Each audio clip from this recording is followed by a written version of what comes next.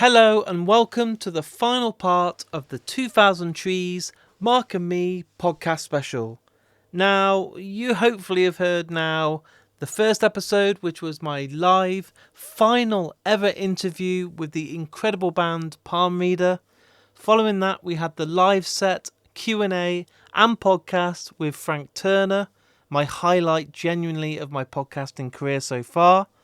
After that, we had the very first special, which included interviews with three bands, including Meryl Streep, Movements and Spanish Love Songs. Following that, and this only came out yesterday, was Vower, Blood Command and Hot Mulligan. And today you're getting 4 interviews with Every Hell, Kid Bookie, Nate Bergman and the incredible Dune Rats. So there really has been truly something for everyone. So the first band I have today is the band Every Hell, and I'm a massive fan of the vocalist Will. He was obviously in Black Peaks, and we've had quite a good relationship with speaking outside of doing interviews, and I'm a huge fan of all of his writing, his singing and everything he gets involved in. So it's great to welcome Every Hell to the podcast. So let's get straight to that interview right now. Here's me and Every Hell talking all things 2000trees.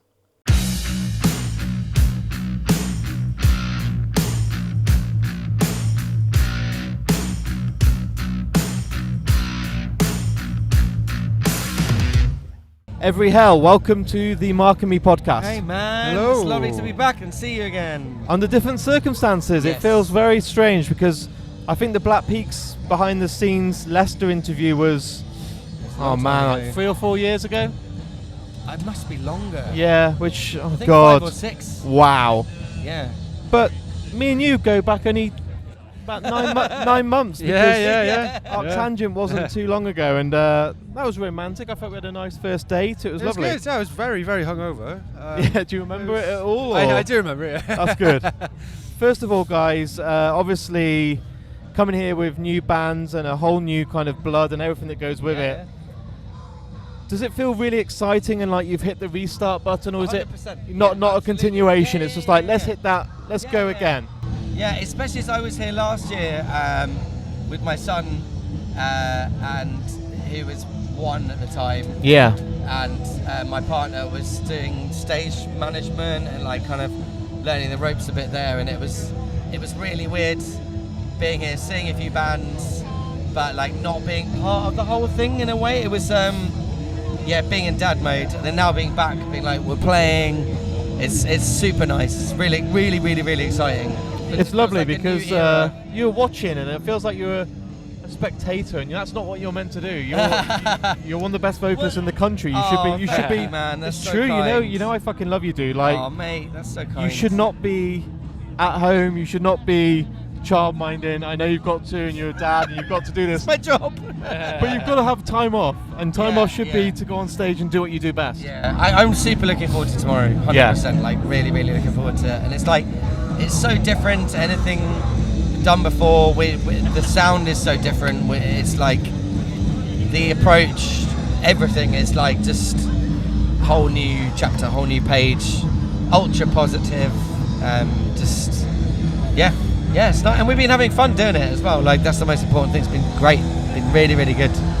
Yeah, I mean, with Skin Failure, which obviously is also in your blood, that is, and I say this with full respect, it's like so much fun in the way that you cut your sleeves off your clothes, you go for the rock and roll thing, all your videos are like a Jackass where you're getting drunk and having fun, and it's all about like a party. You know, like an Andrew WKD, it's all partying, isn't it? It's all rock gig. So it's very self-aware. Yeah. It's very, like we know we're being idiots, but it's just so much fucking fun. So why not? Like, But this is very different. This is very different. Saxophone driven. A lot more melody. A hell of a lot more melody. Yeah. Dynamics are all over the place, which is a hell of a good thing. You know, my favourite bands are bands like Thrice, so I love fucking Nice, stuff like this. And I think it surprises people because what automatically happens, and this is only in a respectful way, someone like Chino from the Deftones goes and announces another band, Crosses. Everyone goes, oh, it's going to be like Deftones. Yeah. Black Peaks break up. Everyone's like, okay, Every Hell's going to be like Black Peaks. Yeah. Vower have come now, and everyone's going, oh, it's going to be like Black Peaks. And But it's this not. is not, and it's not. And Yeah. it's so nice that you guys can be like, well, we're not just recycling or playing the same record, we're actually doing something on a completely different page. And Yeah. Every Hell sounds nothing like anything that you've done before. Yeah, thank you. Yeah, I think there's all of that is supernatural. Wait, hold on. Natural. Space. Yeah, not supernatural. It's all supernatural. No. It's just like this has been a big part of it's been my opportunity to write and like gain confidence as a writer and bring stuff to these guys and be like, does this work? Is it cool? And we're like, no, that does not work. Yeah. We'll That's save that not- for Skin Failure. yeah.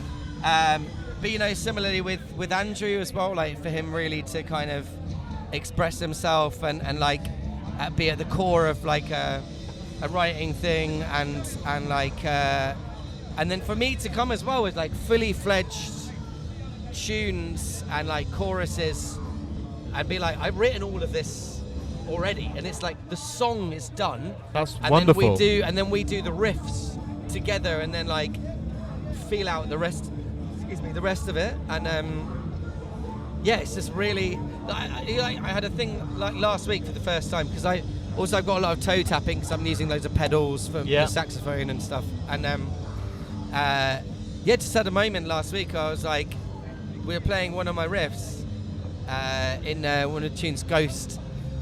Which is my favourite. I reckon it's going to be your favourite in the set as well, probably. It's like super proggy, really dark. I'm sold already. And I was like, oh man, this is really special. Like this is a new feeling of like just. It's like a new era for you, man. Yeah, 100%. And like, and like you said with Vower and stuff as well. Like I really feel like they're loving their new setup with those guys, and it's just so nice, and we're all really good mates again now. And I like, love it, man, because it's lovely. It's it great. feels like one big family that kind of had a bit of a breakup, but then you all came back together with new children and wives and husbands, and it all works. Yeah. And I'm not gonna, this, Will. I'm not gonna, sugarcoat it. I was heartbroken when Black Peaks because I was like, I felt like I was your biggest fan, always wanting you to get there, and there'd be this gig announced and it get cancelled, and health took over, and I was heartbroken. I was like, oh my god, they should have been playing with Smashing Pumpkins. They should have done this. They should have done that. Gojira, Pumpkins, Biffy. I felt like you were cursed. Yeah. And then it all ended. But if you've now got in a better place and you're mentally happier and you're healthier, and now you've got Skin Failure, you've got Every Hell, and you've got Vower. Yeah. That's not a bad thing then. That it's No. left the legacy and you've now got something new. Yeah, a few pretty cool journalists a while ago. Renfrey and Steve, when they were really like best mates again still, they were both like, actually it all worked out for the best because you never made a bad album.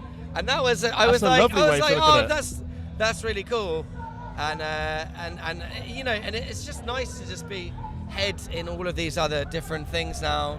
Skin Failure just made a new record. We're so pleased with that. Did you record that in like a week? Because it felt like I was watching it on Instagram and I was like, hang on a minute, they've just rapped, and I swear they started like a few days ago. Yeah, 5 days. Oh, very, love it. very ambitious. Yeah. It was pretty fucking stressful. Yeah, to be honest. I think the producer Wayne's like lost a year of his life. He's had a mental breakdown, but you got the album done in 5 days. That's fucking unheard of. Yeah, man. It's still got a bit of mixing to do, and mastering and everything, but the core of it is there. It's done. Does it feel like a different mental state to go on stage with Every Hell? Does it feel like very? I'm there's nervous. no expectations? I'm so nervous. Yeah. So nervous every time. Never get nervous for the Skin Failure gigs. Like never. Apart from our headline show, we'd finished 2 tunes a week before, and I just finished writing the lyrics like 2 days before, and I was like, God. And I knackered my voice out by trying loads of like death metal screams, which I don't really usually do. But yeah, so you are in nervous, Every Hell, for when we're playing in Every Hell, like I get really nervous because I want it to be right, but I also want to have fun. But I think last week on tour, I definitely felt after like a couple of tunes in the set, after like first 2, there's a new tune called Cuts that we're playing. and as soon as we start playing that, I'm like, okay, this is fun. Like, it is an absolute rager. Yeah, an absolute rager. Yeah, it's a good tune. It's fun to play, and like then from then on in the set, I'm always like, this is wicked. This is wicked. Yeah. I feel like because you guys, I was gonna say, I feel like because you guys have not got any expectations now. It's not like, oh, we need to be Black Peaks, we need to be Skinfair. You can literally, with Every Hell, shape it how you want. So when you go on stage, if you want to write something that's really saxy, with lead in the fucking riff with a saxophone, or drop it down to something fucking Radiohead-esque and really chilled and really synthy, no one's going to say you can't. That. I've written a pop tune which is like 4 chords, jammed it out at the studio a couple of weeks ago, and I was just like, it does exactly that at the start. It's just like really, really, really simple, keeps going round and round and round, building up. That freedom must feel so fucking liberating. Yeah, it's brilliant. Yeah. It's brilliant. Yeah, it's all so new, and I don't know. Everyone's just we're all so excited about it, and I think an interesting thing that's happened as well is like through the algorithm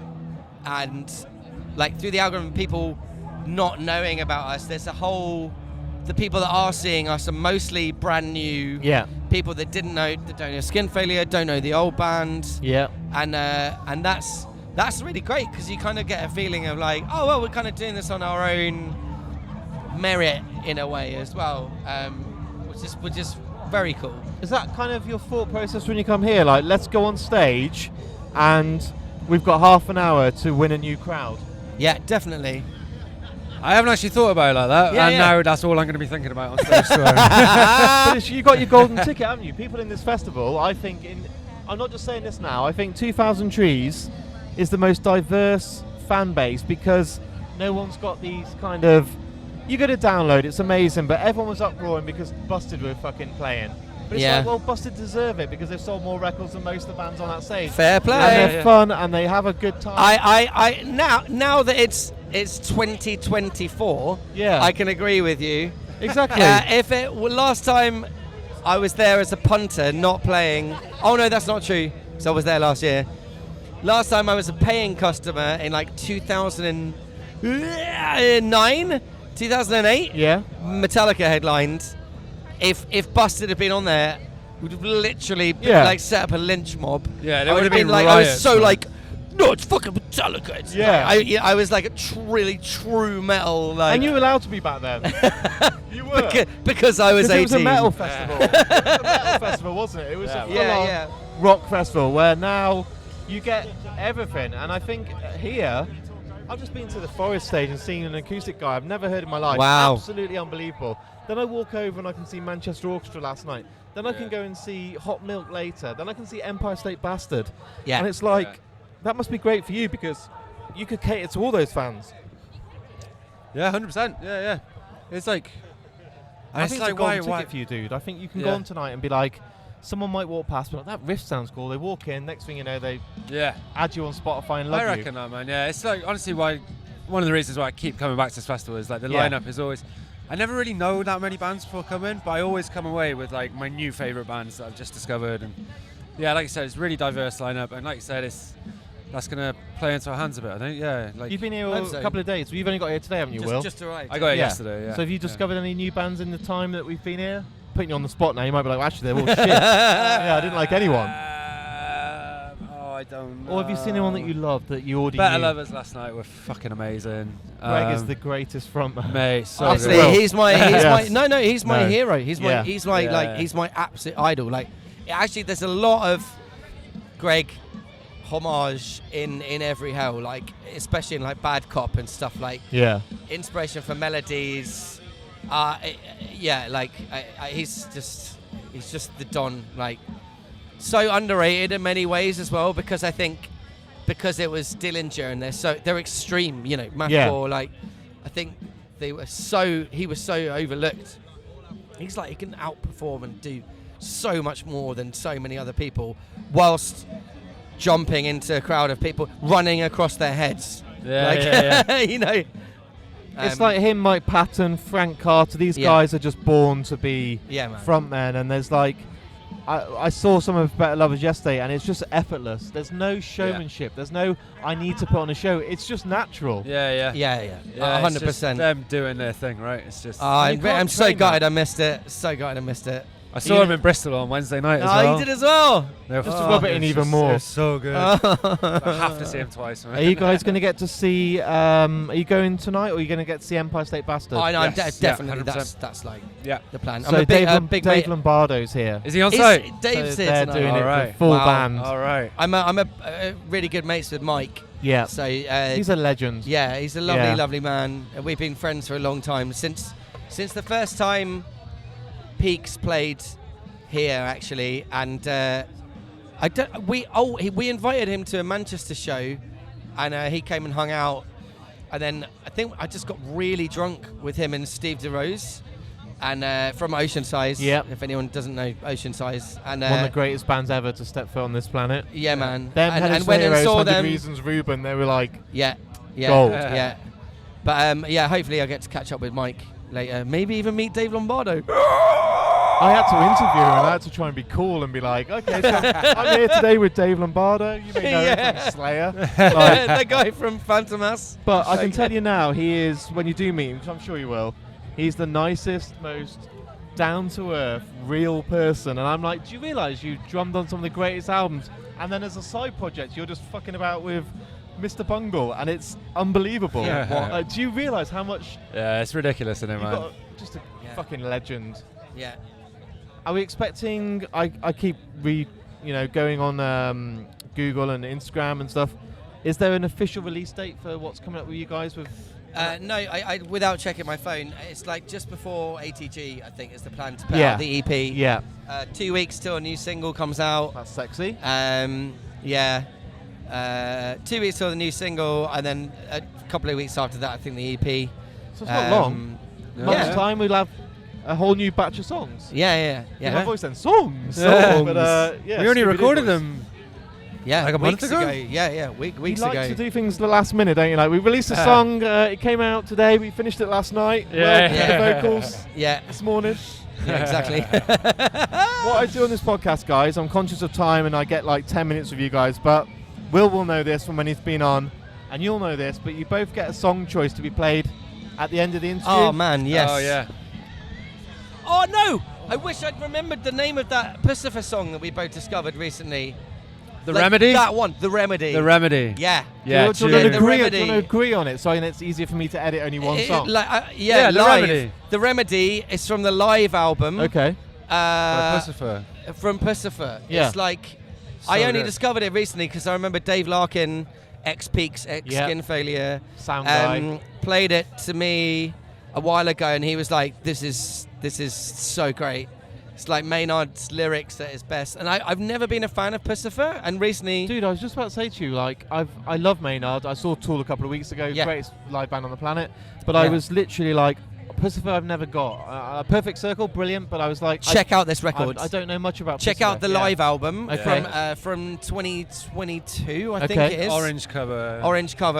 Yeah. It's Global unbelievable. something. And like, I've never got it, and I know this might be the yeah, thing yeah, that me makes it too, happen. me too. Yeah. But this Yeah. track, it's like, it's got a bit of Pacifica, a bit of Tool, bit of a Perfect Circle in it, God. and then the chorus is Funny just as fuck as well. It's like. really funny. You look like you've never been smacked in the fucking mouth. That's it. Right, I'm already. Don't so worry, we have the remedy. Fuck yes. Really good, man. It's really really great. Yeah. But yeah, that's my newest like massive discovery. Yeah. Band-wise, Isn't and that fucking ace that a band's been going long and they, you now have just got on board and now you can mate, go, it's I'm gonna genius. dive back in. Yeah. It's really, really genius. Like the way all the parts moved, loads of it's in odd time signatures, but it's kind of like krautrock pop, Yeah. which is again not something I usually listen to, but melodies are just so great. And if you're into singing, and like vocal sounds and tones, it's just next level. Dude, also Jeff Buckley's guitar my, tones. Jeff Yeah, the Buckley's my guitars. life, The so guitars- vocals are very important to me. Yeah, man. Like it's you will love it, dude. Honestly, Yeah, it's really good. But the Really good. guitarist as well, like he's like not playing all the time. Yeah, he doesn't overplay. He's just like just kind of little pops licks out, here and little there. bits, and I the don't wanna go and do tone a is live just podcast now. I want to yeah, it's really great, really, really, really great. Oh, this is going to be fun. What I love, because some bands will come on and be like, oh, when I was born, my mum played Blackbird by the Beatles, so I want that. And I'm like, that's cool, but I'm not going to suddenly now go and discover the Beatles. Yeah. Rolling Stones, because their parents used to play it. But for Pacifica, I've never, ever given it enough time or got it. So now I'm same, like, same. fucking look into my veins. Yeah, literally the last three weeks for us. Like, it's been a real journey. There's not enough live albums. Yeah. I thought about this on the way here today. I was actually listening to fucking Black Peaks in Brighton, but I was sitting there thinking, no bands are doing live albums anymore. It's a shame. Yeah. We've got one coming out in probably September, October time as well. So hardly anything, and now it's all fucking coming out. Yeah. Guys, thank you so much for coming back. My voice. Scooby-Doo. Thank you for coming back on. It's a pleasure, and let's not leave it so long. Come back on and we'll do a whole episode dedicated to Little Hell's album when it's done. Every Hell. What did I say? Little Hell. I'm thinking Little Hell is quite good. Little Hell is quite good. Called Little Hell, which is fucking great. That's a great name. Like Sorry, it. guys, you can change it. No, it's all good, man. Should we change our name? Yeah, let's change our name. Why don't we say Little Hell? That's a great tune by City. Are you going to be at Arctangent? I am. We'll see you there. Of course, we'll do more than that. Yeah. Awesome. Hooray for music. Thank yeah, you guys. man. Thanks, man.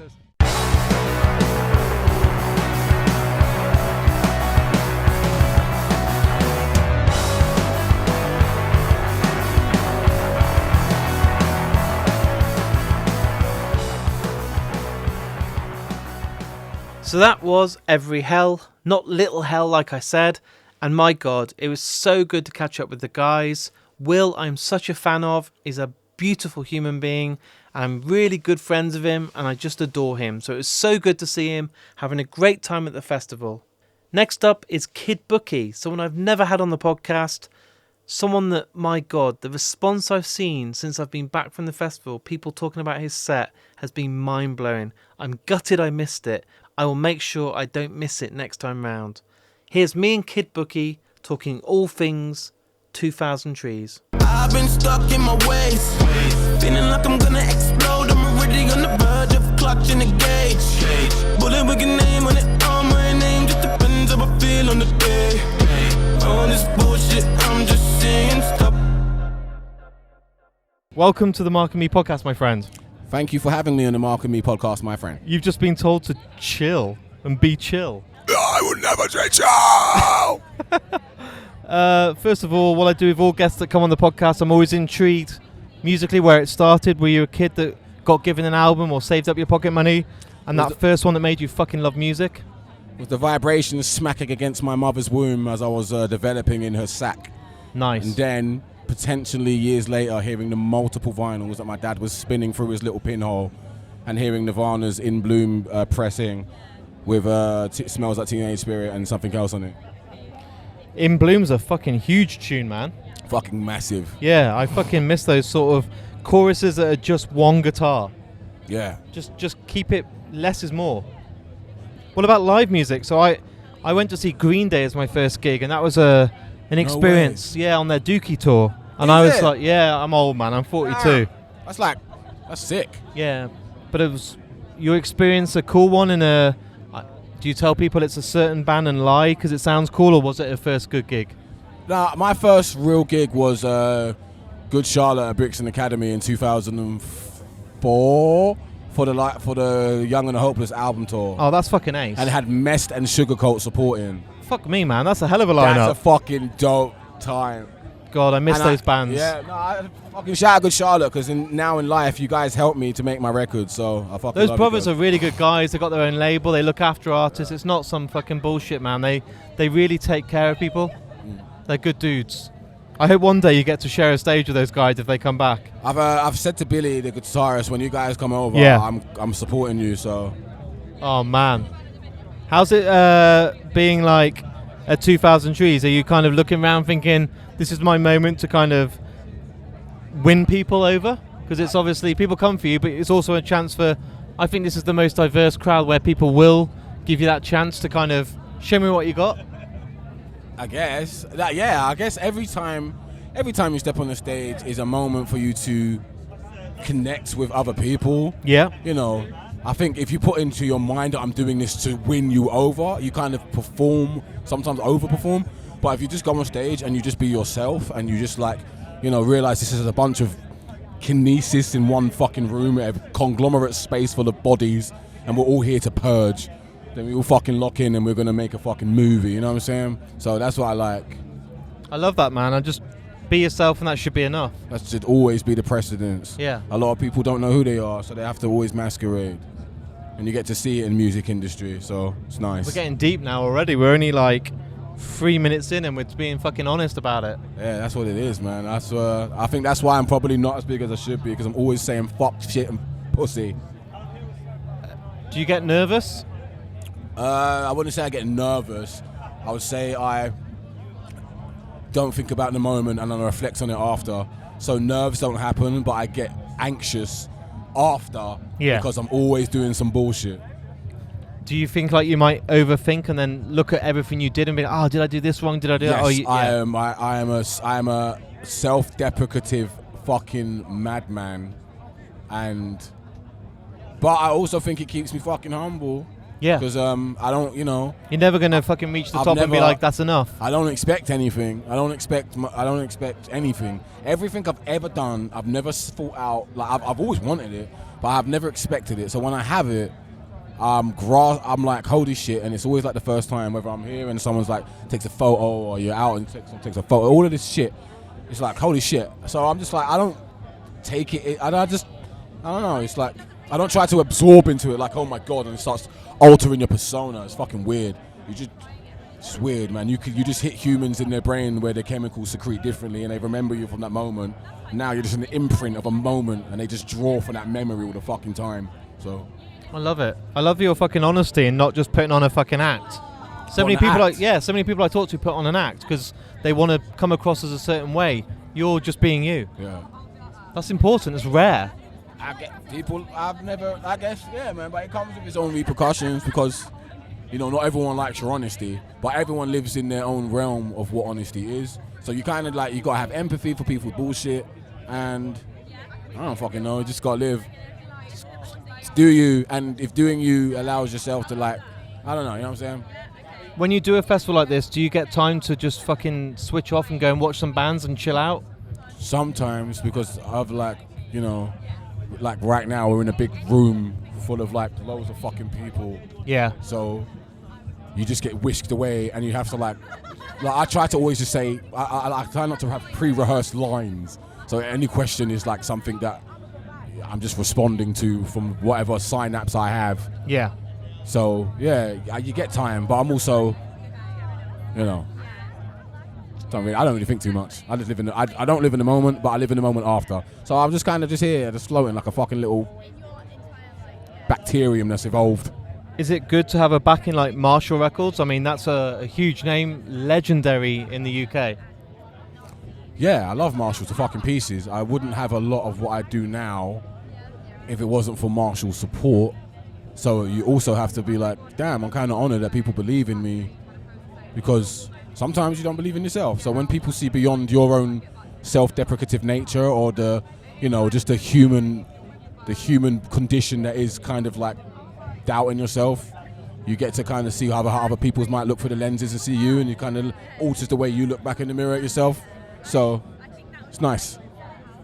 What's next for you after this? Have you got some tour dates announced, or are you working on an album, or how's it all working out? I've got a new album coming on September the 13th called Songs for the Living, Songs for the Dead. And that's a great title. Well, that's I awesome. say it's like a journey through time. Track 1 to the end, you know, birth, death. Yeah. Through the middle of it are moments, and that's what I kind of like look at this album as, you know, just kind of that journey through to the end. So it's a dope shit. If you get a chance, pre-order that crap so I can have a chance of dominating charts and people give a fuck about me even more. I will plug it. I will push it. I will put it on all my fucking socials. If you get a chance to pre-order it, please do. It would help me out. And anyone listening, please pre-order my album so I can continue to make music at a level where people seem to find out that I'm kind of cool and they like it. When you're writing and recording, do you take into mind transferring it to stage? Like, is this going to work? If you've got too many overdubs of a certain guitar? No, I'm very, let's just try this song live.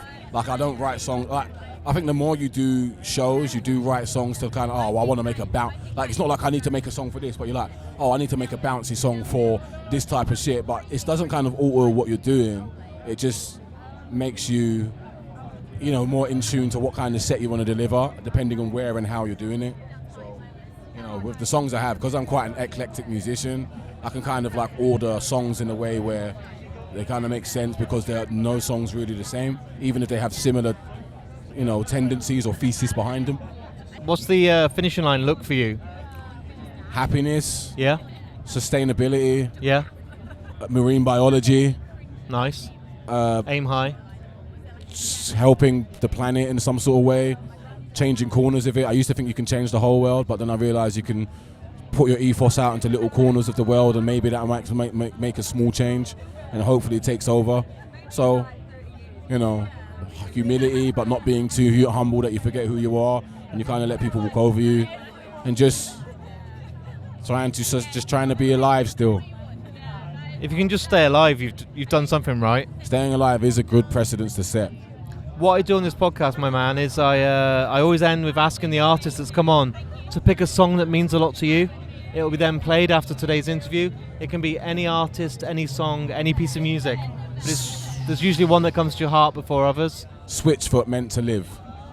And why do you think that came before any other? Because it's something that for some reason I always gravitate to. Beautiful song, and it just has meaning to me. It's a beautiful song. We were meant to live for so much more. Beautiful, my friend. Do I play it or just let you sing it? Somewhere we're inside. Love it. Man, that's beautiful. Thank you for your time today, dude. Thank you very much for talking to me.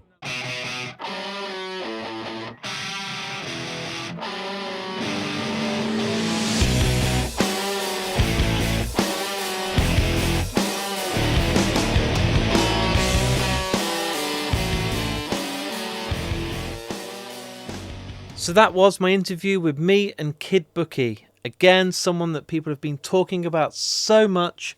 Marshall Records are backing him. You know he's going to go on to huge things. And just a great interview. Really open, real honest, very different from Mark and Me, and I absolutely loved it. Next up, another newcomer to Mark and Me, Nate Bergman. Oh my God. Now, I'm not going to even pretend that I knew his music before I did the interview, but I have listened since I've been back from the festival every day, and I'm gutted that I didn't see him play. Fuck me, this guy can write a song. Beautiful. Go and listen to him as soon as you finish this interview. But let's get to the actual interview first. Here's me and Nate talking all things music. I am making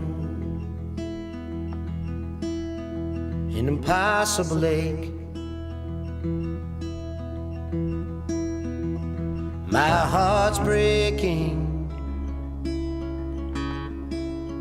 unsustainable pain. Welcome to the Mark and Me podcast, my friend. Hi. How's it all going so far today? Stunning. Yeah? Truly.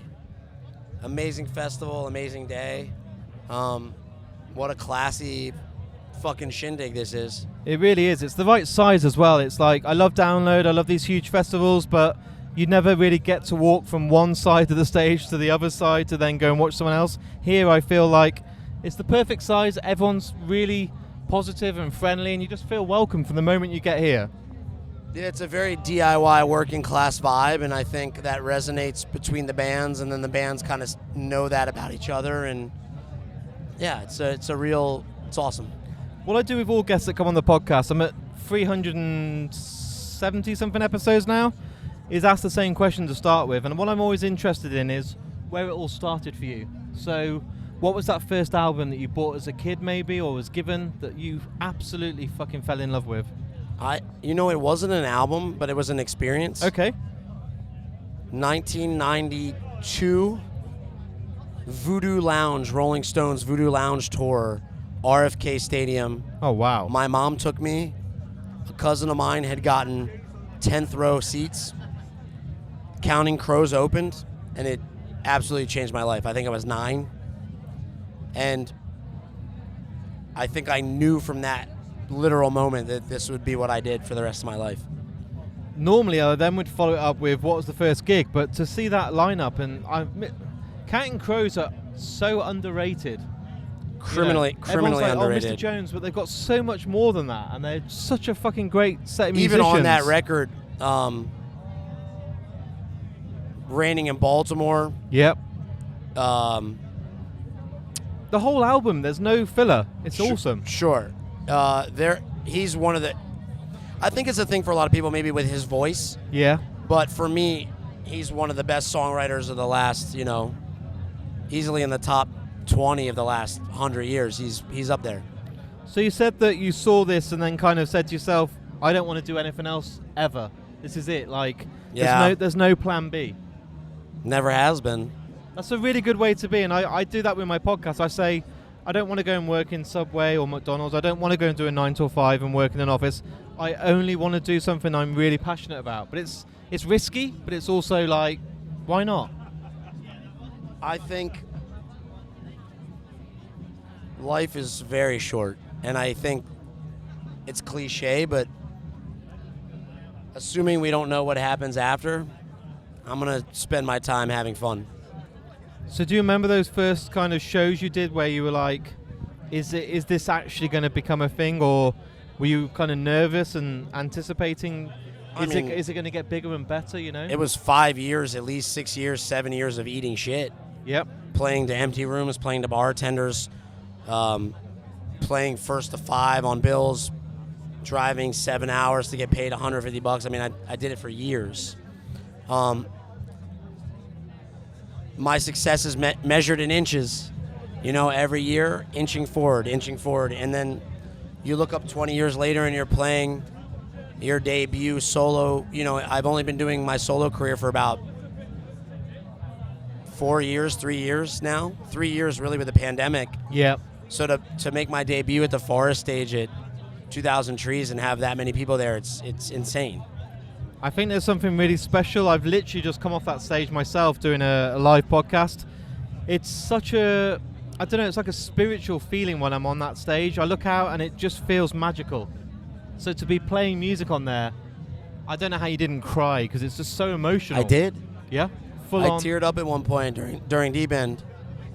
I hear you are currently on a support tour, is that right? With Danny from Amigo the Devil, yeah. How's that going? I'm biased. He's in earshot, so we got it, yeah.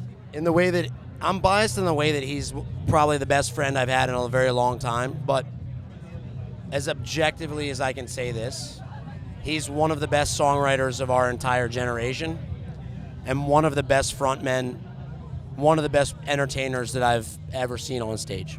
And I mean that with complete sincerity. Like, I'm very lucky to be as close in proximity to that every night that I am.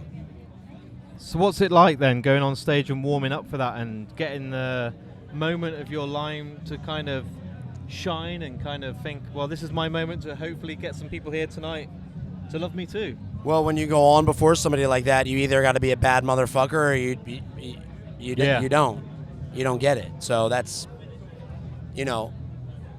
I don't know that I land it every night, but I push myself really hard. And I'm always watching and learning from him and from the numerous frontmen that I've had the privilege of watching over the years. Yeah. You learn little tricks and you say, oh, that worked, but let me do my own version of it.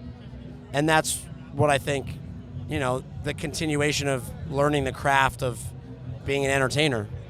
I love how humble and honest you are. Sure. Like, I speak to people and sometimes it's no disrespect to people, but they put a front on or they put this image on like, oh, I don't give a fuck, and I do, but... No, I care so deeply. Yeah. I lose sleep over it. I'm as neurotic as it absolutely gets, you know what I mean? So you get nervous, you feel anxiety, absolutely. You feel pressure? I overthink it, I feel pressure, I feel anxiety.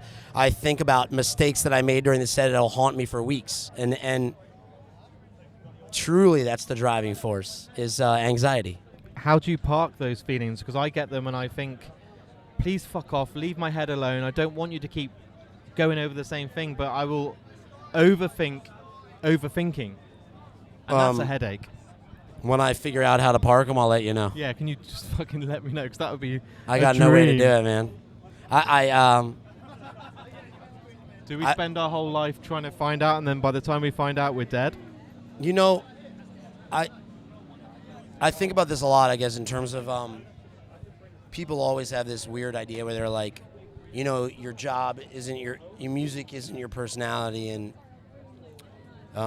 you know, your job doesn't define who you are. And I kind of think the opposite. Yeah. I think it actually does. And I I agree, think that's dude. what pushes me to want to be great. And Yeah. I don't often or always nail it, but when I do, then I know I'm going in the right direction of like at least learning and growing. Yeah. And maybe you don't always hit the mark, but You've got a new single coming out? it just came out 2 days ago. Oh, nice. Yeah. So I'll get this podcast out next week.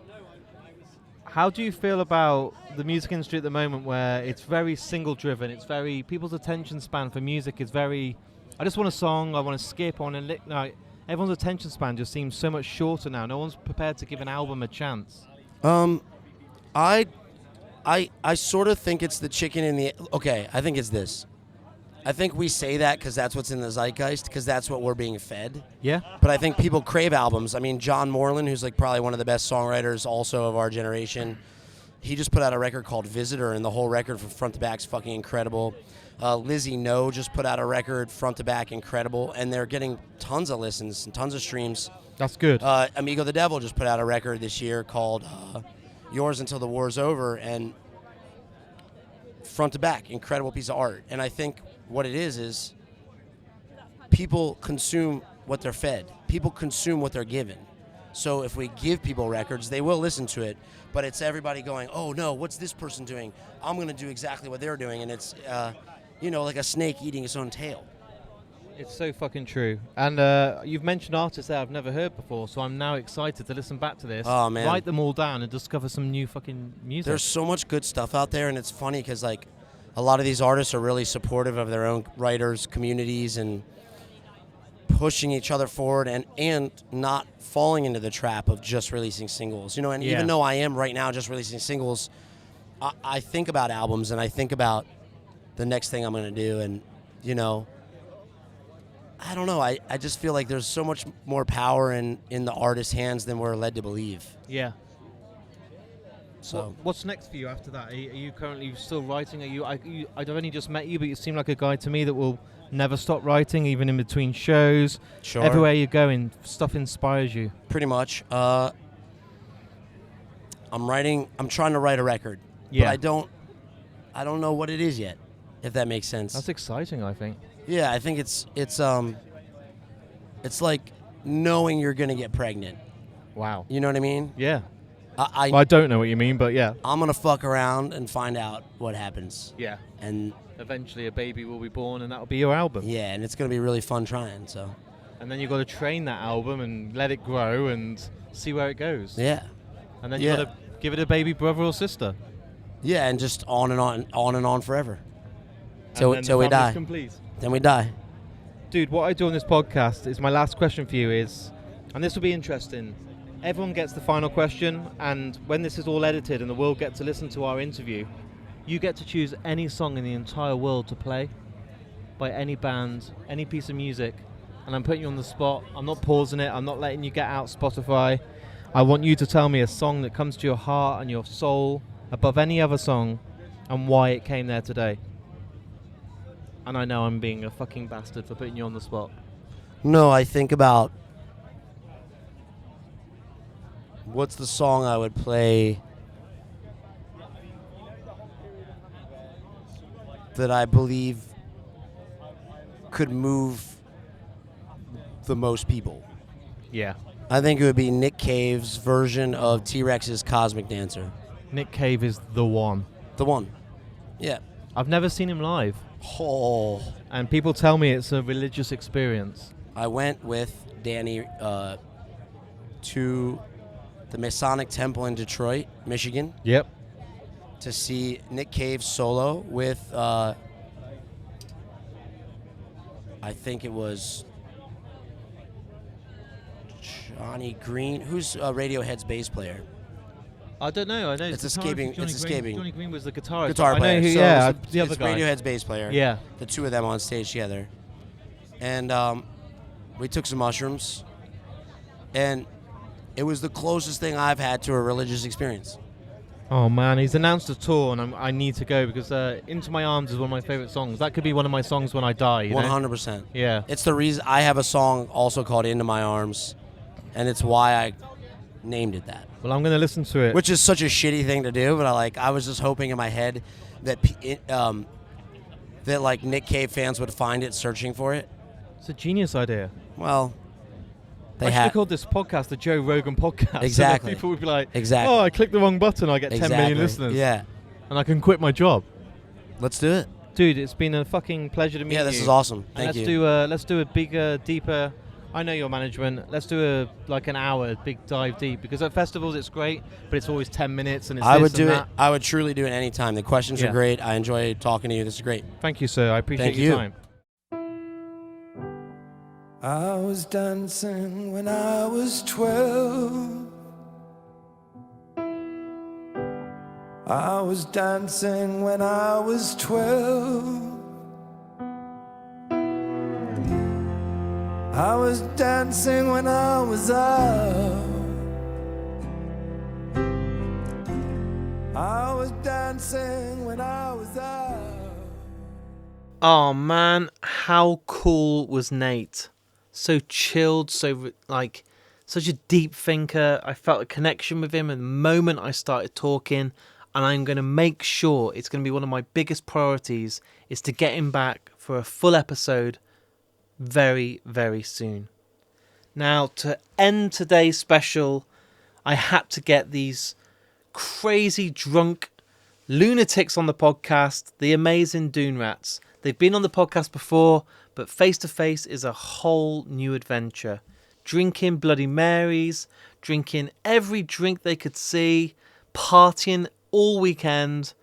They're just unbelievable. So much fun.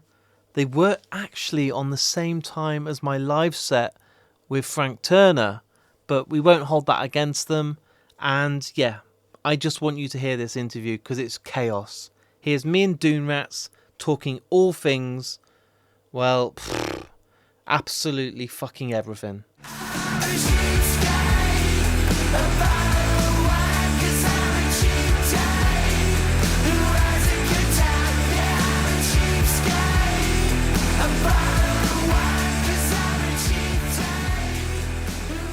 Dune Rats, welcome back to the Mark and Me podcast. Isn't that good? We're back. It's good. Look, some people come back for like 2 or 3 episodes, so this could be the second of many. Wow. Maybe even eventually I could get a weekly slot. Oh, that'd be awesome. Just Dune Rats cast. But last time it was on fucking Zoom, and that's great, but isn't it so much better in person? Oh, it is. It's actually, there's way less. You're more handsome in person. Dude. Those pixels don't do you justice. Thank you, sweetheart. But no, it's good. Look, it was just a hop, skip, and a jump to come over. Yep. And has it been worth the trip?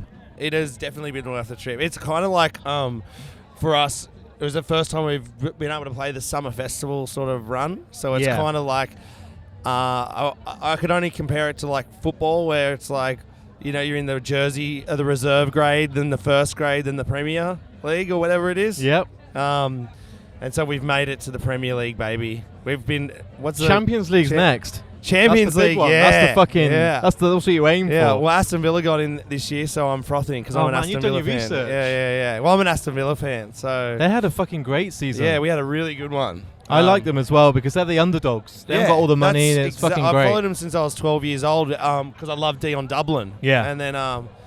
And then, but we had a great year. We have the best goalkeeper on the planet, so that helps.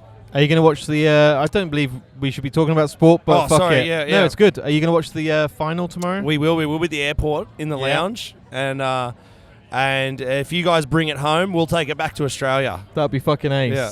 Dude, I love Australia now. Like, one of my favourite bands growing up ever was Silverchair. Yeah, great. Like, they've been on the podcast, and I'm a huge fan of what they did, and I feel like there's a gap in the industry they left where no band have come back and ever done what they did. No, I agree. And, I agree. I mean, the thing is with Silverchair is that early on, I reckon they got compared a lot to Nirvana. You Yeah, know, they massively. had the young, grungy sort of sound. But what Daniel's done since then, Neon Ballroom in particular, That's a and masterpiece. I think he's kind of like, you know, Kurt, rest in peace. But Kurt, you know, couldn't fuck it up because, you know, he tragically passed away before he could fuck it up. Whereas, you know, fair. Daniel like really showed, okay, well, I've done this, and then I'm so much more of a musical talent than what I've been labelled as. So we actually, the guy who does our records produces them, Silverchair. He's done a couple of their stuff, and you know it's in good hands when they produce those albums, man. yeah, he's great. His name's Scott Horscroft, and he's amazing. He knows how to, especially with Daniel, like work with all different sorts of people. How as you know, with musicians, everyone's process is way different a lot of the time, and and I think Scott with us, like for instance, he will just take this pile of shit that we call a song, and then just like really turn it into a poppier, more palatable thing, which for us is like kind of the live show is the live show, and what you get in the live show is one thing, and then what you get on the recording is one thing, and I like that. That's good, because some people try and replicate exactly what they've done in the studio, and that's a fucking huge task when you've got 7 or 8 overdubs of guitar. Well, I reckon because that's like, you don't want to be confined in the studio, and then you also don't want to sacrifice to your live show to try and sit there and replicate everything, and you know, even now we've just been trying to start playing with the odd SPDS pads, and there's the rest of that's the rest of the band walking past. So. All getting free shit as well. Look at them all. I know. They're like, we love Marshall amps. There's a Hot Sauce guy. Yeah. I'm really gunning for him. Yeah? You know? Yeah. Is that Lose Bruise or whatever it is? Yeah, I think he's over there. I love Hot Sauce. I'm the guy in the band that tries to blow his ring out every tour. Yeah. Well, you need to get some of that sauce for you then. That's I free. do. Here he is. Look at them. They're all here now. Fuck me. How are you? Yeah, good, thank you. How are ya? Really good. We were having a really good in-depth talk then as well, which was fucking rare. So fuck it all up. I love the fact that you guys are now telling everyone you love Marshall, so you got free stuff. Yeah. We are actually sponsored by Fender too. But they gave us free stuff. But after today, you're now going to be Liquid Death sponsored and Hot Sauce, Lose Bruise sauce. We like our cans filled with beer rather than water, though. Probably. Bluetooth tablets. Are you guys just going to get fucking hammered for the rest of the day? Well, our manager has to drive our van back to Belgium, and we're going to jump out at Heathrow, and yes, we are. Lucky us. I fucking love your attitude, guys, that you just want to just fucking party, and it's not a front, it's not an act. You just basically, let's just have fucking fun, and that's what life should be about. We're not deep piss down, wrecks, we're though. actually really miserable. It's only because of the alcohol that you're happy. What is it? Party because deep down we're miserable. What is it? We drink because we're unhappy, and we're unhappy because we drink. Fucking hell, this is going to go bleak. But I'm going to take all the beer away and just watch you suffer. Sounds like a good band. Watch them suffer. Hey, that's a fucking great name. Yeah. Watch Them Suffer are playing next year. Yeah. Are you guys going to get to see any bands, or are you just going to fucking drink in here and just hang out? I wish I could have seen Press Club play then, because we just run into each other and we're friends at home. But as is the nature of a festival, you sort of don't see any band, right? I think we're just going to drink and hang out, to be honest. Psychos, that would have been awesome. They're good friends of ours. You're going to miss all bands now, because I can see people drinking Bloody Marys. Yeah. Who drinks a Bloody Mary in the afternoon? Well, me. You do unless now. You wake up in the afternoon. Just have a pizza already. I had a sip of his Bloody Mary. But I've never really fucking liked the idea of tomato juice in a drink. I'm like, it's either orange juice and vodka or something, or I don't know. I just look at it. I'm like, it's like a meal. Too mealy, eh? But do you like Guinness? I've never drank a proper Guinness, because everyone says the proper Guinness is in Ireland. That's where you have like a proper meal. And all these stuff in cans, it's like offensive to Irish people. Look, I reckon anyone who says that's a wanker. Wanker. It's not. Look, I've had them in Dublin. I've had them in a can. If you can tell the difference, You're good a on liar. you. You're a fucking wanker. Should we just talk about drinks? Fuck music. Because well, all they're going to do is I only impress. brought that up because it's kind of like a meal as well. But Yeah. Liquid meals. Sometimes you want a meal. Favourite drink, boys? Bloody Mary and Guinness. yeah. Beer, mate. Liquid Death. Those guys don't sponsor. There's fucking, you won't get that. All right, tap water. Tap water. Have you made a big trip of becoming the UK? It can't just be you haven't flown all the way over here just for this, surely. No, we did Shock Festival and Giro on Air. Yeah, and we heard the reason we actually did come over. We heard there was a store in Blackpool that sold hot dogs and did tattoos and piercings. So we wanted to go visit. We went up there and It turns out that store is. He got the Prince Albert, he got the tattoo, and I got the hot dog. Yeah. Each one of them gives you an infection. Yeah. Who's got the hot dog infection right now? Me. Who's got infection? Turns out you're not meant to eat it with your ass. Fucking hell. I love that I'm recording this and I won't be able to put it out, but fuck it. Just keep going. Welcome to the train wreck tour, mate. Are you recording soon, boys? Like last time I spoke to you? We just finished recording. We're about to put out an album. Yeah. Yeah, August 2nd. August 2nd. What's it called? If it sucks, turn it up. Yeah, if it sucks, turn it up. Yeah. And does it suck? Yeah. Yes. That's why. So you got how hard? Fucking 11. so much so you got to turn it up. 11. You got to turn it up to 11. That's why we got these martial arts. Dude, if they went to 11, that would be the best marketing ever. I know.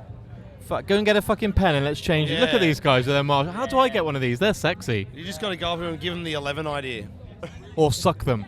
Tell me you're in Dunbroke and be like, give me one. Yeah, I'm in Dunbrook and I want a fucking like a JCM 900, like the fucking works. I want it all. And I want it now. Is the album a continuation of your last album, or is it completely fucking different? I reckon it's like if you got a bunch of songs and threw them at a wall, and the ones that stick are awesome. Yeah, we did with the same dude that we did the last one with as well. Oh, who's Scott Horscroft? Who's worked with Silverchair? Yeah. And they sound fucking amazing. It's like, sick. It's sick. Actually, fucking excited that it'll come out soon. Play the song. We're going home and doing it like a tour in Australia, playing some songs from it and shit. We're doing it with Fiddler. You know Fiddler from America. I know the name, but I've not heard. Right, we're playing. Yeah, we're bringing them out. We're gonna have a barbecue and. Yeah, we're talking about today. We're gonna have a barbie every arvo. Your tour in Australia must be fucking amazing. I would love to come and just hang out and just drink and do barbecues and just not give a fuck. That is the tour. Mate, tap water comes from taps. There's plenty of it. Come on down. And beer comes from How the do I taps. get there? Do I just book a flight and then meet you there? They've just finished the tunnel. They yeah. finished the tunnel. The Concorde's happening again. Yeah. Has he got me an amp? Oh no, it's his own. No. I thought it was like, here you go. Yeah. Like, perfect timing. I think our time might be up, but what I will do is, at the end of today's interview, you all get to choose a song that you love. So tell me a song that you fucking love that will be played at the end. On the spot. Ramones by Motorhead. Wow. Kendrick Lamar, Not Like Us. Enya, Sail Away. Well, those three are never fucking going to gel together at all, and now we've thrown everybody off, but that's a fucking awesome moment. Thank you very much. Thank you, man. dudes. I'm It's going to come been to a Australia pleasure. one day. Hey, and second time done. Can't wait for 2. the third. Some people have been back for 4. Thrice have we're been gonna on 4 times. We're gonna, 4 if you'd times. have us for 5, we'll do it. Let's fucking do it soon. Awesome, guys. Thank you so much. Epic, dude. Thank you, buddies. Legend. So that brings us to the end of this awesome 2000trees special. I feel quite emotional because I've had the blues since I've been back. I really, truly have the best time at these festivals. I have this amazing group of people backstage that I get to hang out with. The awesome folks at Good as Gold Group, Holly, Haley and Matt, Harley from Fundamentals, Sean and Morgan from the Sapnin podcast, the great guys from the Chronicle podcast. Those guys are so funny. And we just have a great laugh. Also, I want to give a big shout out to Marshall Records, especially Harris. Also, Kirsten Sprinks, you're an absolute legend that helps this podcast. And of course, you get thanked every time because you're so important and I love you to bits. Emma Van Dykes. These guys help these podcasts each and every time, and without them, the podcast would never be where it is now. So many PRs, so many band managers, thanks to the organisers and especially James Scarlett from 2000trees and Arctangent. There's too many people that I need to thank, and if I forget anyone, it's going to really play on me for ages. But every single person that's helped the podcast at 2000trees, I thank you so, so much. Right, I'm going to go now. I just hope everyone's enjoyed the journey I've taken you all on. It's the best festival out there. Go and secure a ticket now for next year. I really hope I get the opportunity to do some more stuff like the Frank Turner set because it went down so, so well. It was my highlight of the year. I had so much fun. And hey, I will speak to you all again very soon with a brand new episode of Mark and Me. But until then, take care, look after yourself, and I'll speak to you all very soon. This is dedicated to all guys in New York who played as long, as fast, and as fucking loud as we have. Right? It's called Ramones. Ready? Say yes. What you think?